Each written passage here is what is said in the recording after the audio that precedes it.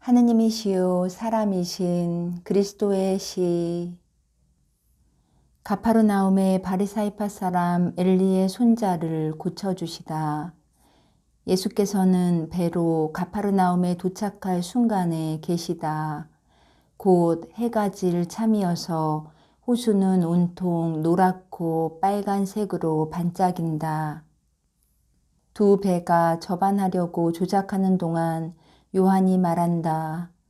저는 즉시 샘에 가서 선생님이 해갈을 하시게 물을 떠오겠습니다.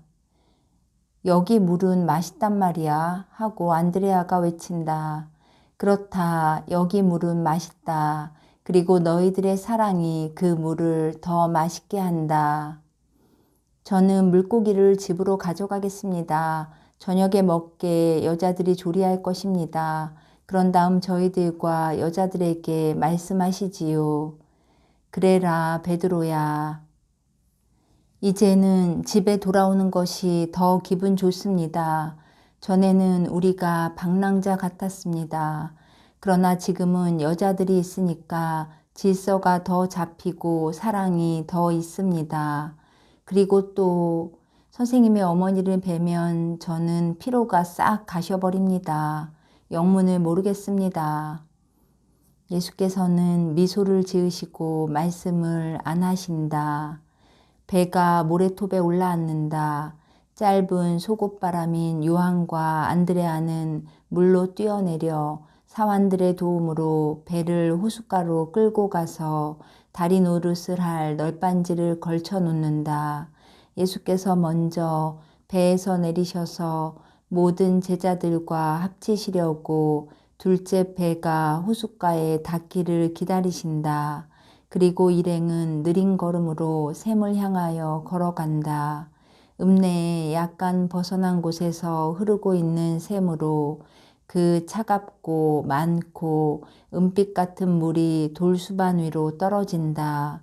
어떻게나 맑은지 이 물은 저절로 마실 생각이 들게 한다. 물 항아리를 가지고 앞서갔던 요한은 벌써 돌아와서 물이 뚝뚝 떨어지는 물병을 예수께 드리니 예수께서는 오랫동안 드신다. 선생님, 목이 몹시 마르셨군요. 그런데 저는 바보처럼 물을 마련해 가지고 다니지 않았습니다. 괜찮다, 요한아. 이제는 다 지나갔다. 그러시면서 요한을 쓰다듬으신다. 일행이 집에 거의 다 돌아오게 되었는데 물고기를 집에 갖다 주려고 갔던 시몬 베드로가 있는 힘을 다해서 빨리 뛰어오는 것이 보인다. 선생님, 선생님 하고 숨이 턱에 닿아서 소리소리 지른다. 바리사이파 사람 엘리의 하나밖에 없는 손자가 뱀에 물려서 죽어가기 때문에 읍내가 떠들썩합니다. 그 아이는 마침 얼마나 말리는데도 할아버지와 함께 올리브밭에 갔었답니다. 엘리는 일하는 사람들을 지켜보고 있었는데 아이는 늙은 올리브나무 뿌리 근처에서 놀다가 도마뱀이 나오기를 바라면서 그 구멍에 손을 들이밀었다가 뱀을 만났습니다. 늙은이는 미치다시피 했습니다. 그리고 아이 어머니는 그러지 않아도 시아버지를 명칭 그대로 미워하는 참이라 늙은이를 살인자라고 비난합니다. 아이는 시시각각으로 몸이 식어갑니다. 부모는 서로 사랑하지 않았습니다. 그래서 물론 이건 가정이라고 할 수도 없는 것이지요.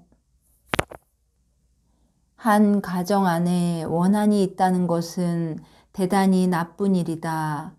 그렇지만 선생님, 뱀들도 뱀 같은 엘리를 좋아하지 않았다는 말씀입니다. 그래서 그놈들이 작은 뱀을 죽인 것입니다. 저는 그 늙은이가 저를 보고 선생님이 거기 계신가 하고 제 뒤에서 소리친 것을 유감스럽게 생각합니다. 그리고 그 어린 것이 애석합니다. 잘생긴 아이거든요. 그리고 바리사이파 사람의 손자가 되었다는 게 그의 탓은 아니거든요. 그렇다. 그의 탓이 아니다. 그들이 읍내로 향하여 가는데 부르짖고 울고 하는 사람 한때가 그들을 향하여 오는 것이 보이고 맨 앞에는 늙은 엘리가 보인다. 그 늙은이가 우리를 만났습니다. 뒤돌아가십시다. 아니 왜? 저 노인이 괴로워하는데. 저 늙은이는 선생님을 미워합니다. 그걸 잊지 마십시오. 저 늙은이가 선생님을 비난한 사람들 중에 하나이고 성전편에 서서 선생님을 제일 먼저 제일 악착같이 비난한 사람들 중에 한 사람입니다. 나는 내가 자비 자체라는 것을 기억하고 있다. 늙은 엘리는 흐트러진 머리에 아연실색하고 옷이 마구 헤쳐진 채 팔을 내밀고 예수께로 달려와서 그 발 앞에 주저앉으며 부르짖는다. 불쌍히 여겨주십시오. 불쌍히 여겨주십시오. 용서해 주십시오. 내 냉혹한 것을 어린 것에게 복수하지 마십시오. 선생님만이 그 애를 살리실 수 있습니다. 선생님의 아버지이신 하느님께서 선생님을 이리로 데려오셨습니다. 선생님을 믿습니다. 선생님을 공경합니다. 선생님을 사랑합니다. 용서하십시오. 나는 부당했고 거짓말쟁이였습니다. 그러나 나는 벌을 받았습니다. 요 몇 시간만으로도 벌이 됩니다. 도와주십시오. 그 애는 사내 아이입니다. 죽은 내 아들의 외아들입니다. 그런데 며느리는 내가 애를 죽였다고 비난합니다. 그러면서 장단을 맞추어 머리를 땅에 부딪히면서 운다.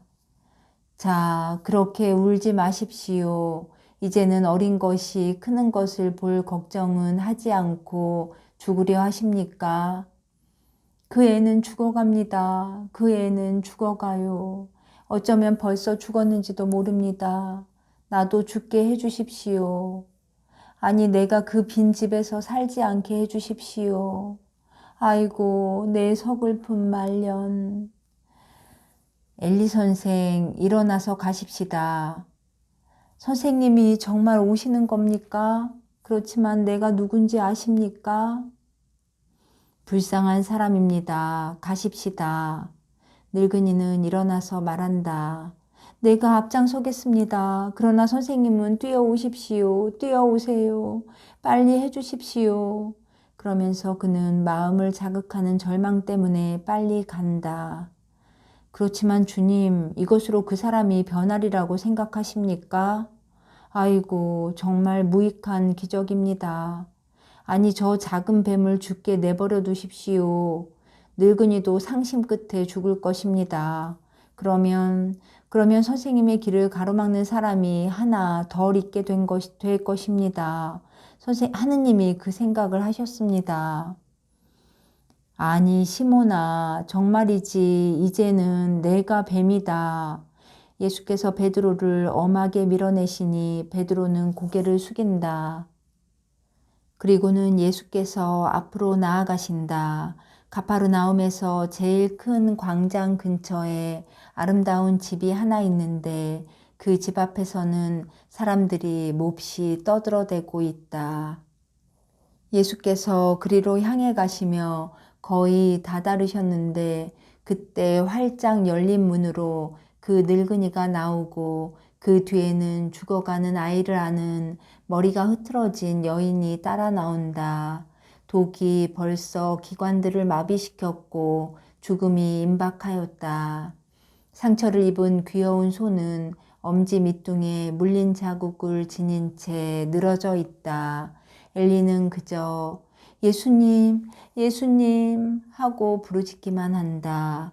군중이 죄고 찍어 누르고 해서 거의 옴짝달싹도 하실 수 없게 된 예수께서는 작은 손을 붙잡고 입으로 가져가신다. 그리고 상처를 빨아들이신 다음 흐릿한 눈이 반쯤 감긴 밀랍색의 작은 얼굴에 입김을 부으신다. 그런 다음 몸을 다시 일으키시며 말씀하신다. 자, 이제는 아이가 깨납니다. 그 모든 깜짝 놀란 얼굴들을 가지고 아이를 무섭게 하지 마시오. 뱀 생각만 하고도 벌써 겁을 낼 것입니다. 과연 얼굴이 불그레해지기 시작하는 어린아이는 입을 벌리고 길게 하품을 한다. 아이는 눈을 비비고 나서 눈을 뜨고 자기가 그렇게 많은 사람들 가운데 있는 것을 보고 깜짝 놀란다. 그리고는 생각이 나서 너무나 갑자기 펄쩍 뛰어서 도망치려고 하는 바람에 예수께서 재빨리 품에 안지 않으셨더라면 넘어질 뻔하였다. 됐다, 됐어. 뭐가 무서우냐. 저 아름다운 해를 보아라. 저긴 호수가 있고, 저긴 내 집이 있고, 여긴 엄마가 있고, 할아버지가 계시다. 그런데 뱀은 사라졌다. 내가 여기 있다. 아저씨가 맞아. 어린아이는 곰곰이 생각한다. 그리고 그의 천진난만한 목소리로 말한다. 할아버지는 아저씨 보고 저주받은 사람이라고 말하라고 그랬어. 그렇지만 난 그렇게 말 안 해. 난 아저씨를 좋아해. 내가 그런 말을 했다고? 얘가 헛소리를 합니다. 선생님, 얘 말을 믿지 마십시오. 나는 항상 선생님을 존경했습니다. 그가 공포를 극복하니 벌써 그의 이전 성질이 되살아난다. 말은 가치가 있기도 하고 없기도 합니다. 나는 그 말들을 있는 그대로 받아들입니다. 꼬마야, 잘 있거라. 아주머니, 잘 계시오. 엘리 선생, 안녕히 계십시오. 서로 사랑하시오. 그리고 그렇게 할 수 있으면 나를 사랑하시오. 예수께서는 등을 돌리시고 거처하시는 집을 향하여 가신다. 선생님, 왜 눈이 번쩍 뜨이는 기적을 행하지 않으셨습니까? 독보고 아이를 떠나라고 명령하셔도 되었을 텐데요. 선생님이 하느님이시라는 것을 보이셔야 했을 텐데 그렇게 하지 않으시고 누구나 할 수 있는 것처럼 독을 빨아내셨습니다. 가리옷의 유다는 별로 만족스러워하지 않는다. 그는 굉장한 어떤 일을 바랐었다. 다른 제자들도 같은 의견을 가지고 있다.